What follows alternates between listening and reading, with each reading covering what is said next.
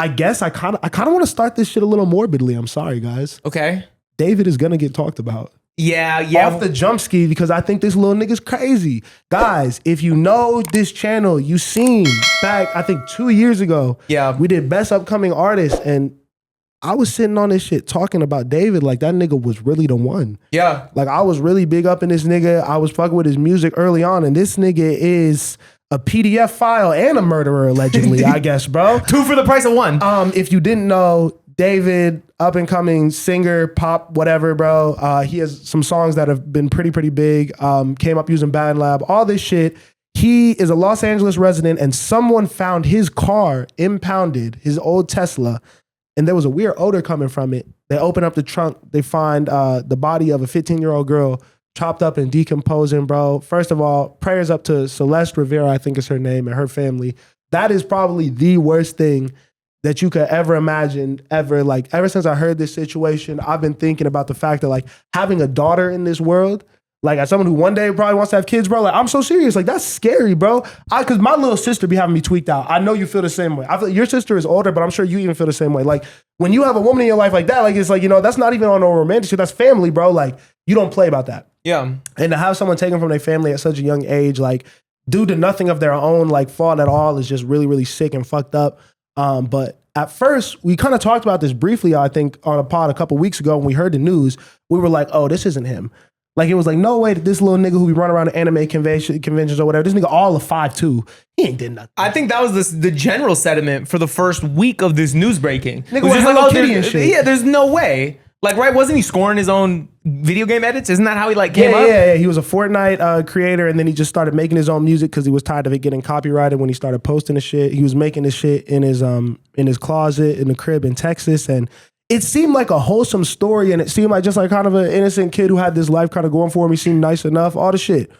And as you start uncovering layers to this whole thing, it gets darker and darker. Mm-hmm. And it's obviously a bit out the news cycle, so we won't stay on it too much, but this nigga's music is so vivid. And when you go back and look at interviews and just all the things adding up, you start to realize like, oh, this kid is really like, these songs are kind of morbid. And these songs are really vivid, and there's a lot of death conversation, and then the imagery he uses, he brings a casket to all of his shows and all of that. Like, he has all of these song lyrics talking about, he has a song called Afterlife where it's like, I love you even in the afterlife, and there's a video of this nigga crying while singing it. He has a song called Romantic Homicide. Yeah, Romantic Homicide. How much more on the nose can we get? And if y'all really want to get some real weird, fucked up shit, bro, whose phone is that? My phone? You blowing up right now. My bad, gang. Nilu talking. Beat that nigga in fantasy. Hold up. The iPhone 17, y'all, getting money. Back up. Why it only got 2 cameras, though? This is a regular one, not the Max. I don't need that. What you got? I got 3 cameras. Yeah, bro. Mr. Get Money. I already said that. I have 2. Yeah, exactly. I'll big up my homies winning. David, his song, Romantic Homicide, the one that blew him up. If you go back and look at the pictures on Instagram, this nigga's wearing a bloody t-shirt or a bloody button-up shirt and was selling that as merchandise on the fucking website, bro, and was like having all the niggas wear it. And like in the song, he says, in the back of my mind, I killed you and shit, and I didn't even care. Like, it's fucked up. This nigga seems like he did it. Niggas have got on a true crime shit and have been finding clues themselves. Yeah. Why is this nigga free is my only question. Yeah, I mean, I guess innocent until proven guilty, right? They haven't like... Guilty. Yeah. Proven guilty. Yeah. So proven guilty. I agree. Put this nigga in jail, throw away a key, lock this nigga the fuck up, put him under the jail. No, it's sick because she was 13 too when they were talking. Yeah, oh no, bro. You know it's bad when like it's like, and I don't, can we even say that on camera? But cut that out, Spencer, please. Yeah, well. That's like the 3rd issue. This nigga had 5 other offenses before he got to that shit. Yeah. Like, I'm off that, bro. He's crazy. It's like, obviously I'm glad we acknowledged first, prayers up, how fucked up it is. Yeah. But, you know, it's an interesting case study that sometimes when you really channel your real life, your real pain, your real emotions into art, that's how you make something impactful. I've seen so many comments on Instagram talking about like, yo, why every song I hear throughout this whole bitch a banger? Like, why? Like yeah, and you see the streams going up like crazy too. What does that tell us about us as a people? I think we're desensitized a bit to things, and I think, I don't blame people as much for the streams going up, because I assume you see something online talking about the lyrics to the song and you're like, let me go hear what this nigga's talking about. Like, I don't think you're a terrible person if you went and go did that. Yeah. What I will say is, like, I think that making a mockery out of it and not acknowledging that this girl passed is really, really fucked up. Yeah. And not mentioning her name at all, you know. I'm glad that people are just kind of using it as an opportunity to maybe really get put in your face how dangerous this internet shit is for young bulls. Oh, yeah. Because, like, Discord, like, they be talking about even the young kids on, like, Roblox and shit like that. Like, no, this is a big actually takeaway, because the Discord server knew about this. Yeah. Maybe not the murder, but they knew about the underage girl. Like, there are chats that have, like, come out since this happened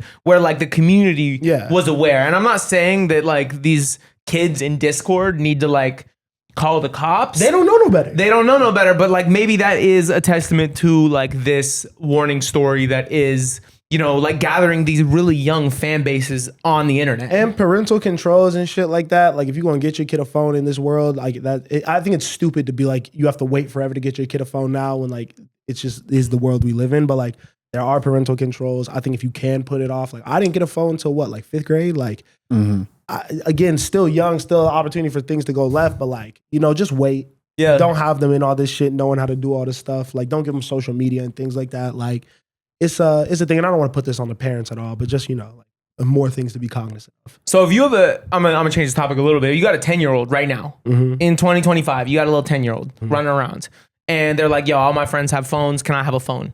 What are you saying? You getting them a phone? No. I mean, hopefully I have like an iPad or something, and I could be like, when you're at the crib, you can use this and play games, download Twitch and watch Cautionary Mafiathon 3. if that's your bag, you know. But again, I'm not a parent, so I don't fucking know. No, I think it's important to think about these things beforehand. Like, there would probably be a predetermined age that I already had. And what is it? For a phone. Well, I don't know right now, but I'm saying if I had a kid. Just off top, what is it though? I don't know. Probably when they enter high school. I feel like that's the most important. That's pretty late. I think that's you pretty. Think so? Yeah, even when I was in middle school, I feel like that was late. So I think today kids are probably getting phones way earlier. Well, that's why I'm saying I would probably wait until I actually had a kid to make a real decision, because like I don't know what the landscape looks like. Like 2-year-olds could have iPads, and I really don't know much about that. But what I'm saying is, like, I probably have predetermined ages for everything, and like will adjust when needed.